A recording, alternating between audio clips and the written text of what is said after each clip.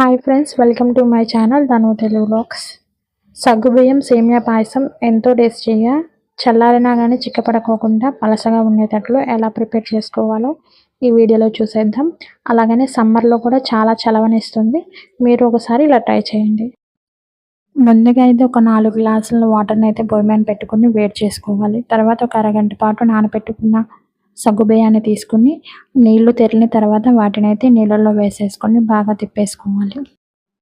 వీటిని అయితే హై ఫ్లేమ్లో పెట్టుకుని ఇలా తిప్పుకుంటూ బాగా ఇవి వైట్గా వచ్చేంత వరకు అయితే మనం కొంచెం పలచగా వచ్చినంత వరకు అయితే బాగా మనం తిప్పుకుంటూ ఉండాలి.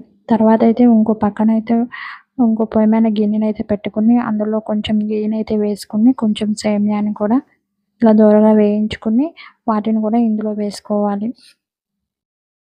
ఇవి బాగా ఉడికించుకుంటూ బాగా తిప్పుకుంటూ ఉండాలి. మధ్య మధ్యలో ఇలా తిప్పుకుంటూ ఉండాలి, లేకపోతే అడుగంటుతూ ఉంటుంది. సేమియా కూడా బాగా ఉడికిన తర్వాత సగ్గుబియ్యం కూడా కొంచెం వైట్గా అయితే వచ్చినాయి చూడండి.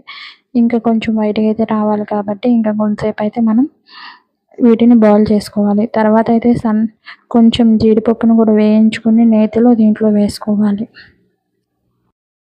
తర్వాత బెల్లాన్ని అయితే ఇలా బాగా చితక్కొట్టుకుని అందులో వేసుకోవాలి. ఇక్కడ మేమైతే 1/2 kg బెల్లాన్ని అయితే వేస్తున్నాము. 4 గ్లాస్ వాటర్కి అయితే మేము 1/2 kg బెల్లాన్ని అయితే ఇలా వేసుకుంటున్నాము.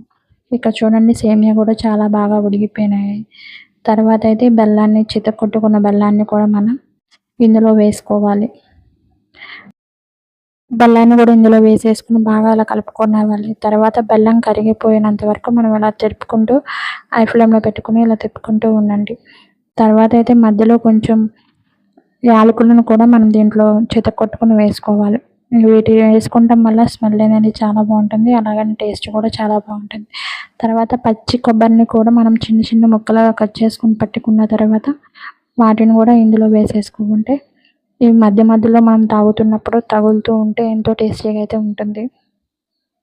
వీటిని అయితే సన్నగా కట్ చేసుకుని కొబ్బరి ముక్కల్ని కూడా ఇందులో వేసేసుకోవాలి. బెల్లం వేసాం కాబట్టి మనకి చాలా హెల్దీ కూడా. అలాగనే బెల్లం వేసిన తర్వాత కూడా ఇంకా బెల్లం కరిగిన తర్వాత ఇవన్నీ వేసుకున్న తర్వాత ఇక స్టవ్ ఆఫ్ చేసేసుకున్న తర్వాత మనం చల్లార్చిన పాలను అయితే దీంట్లో పోసుకోవాలి. అప్పుడు టేస్ట్ అనేది చాలా బాగుంటుంది. పచ్చి పాలను పోస్తే వేడి మీద ఒక్కొక్కసారి విరిగిపోయే ఛాన్సెస్ ఉన్నాయి కాబట్టి ఇలా పోసుకుంటే ఎంతో టేస్టీగా ఉంటుంది.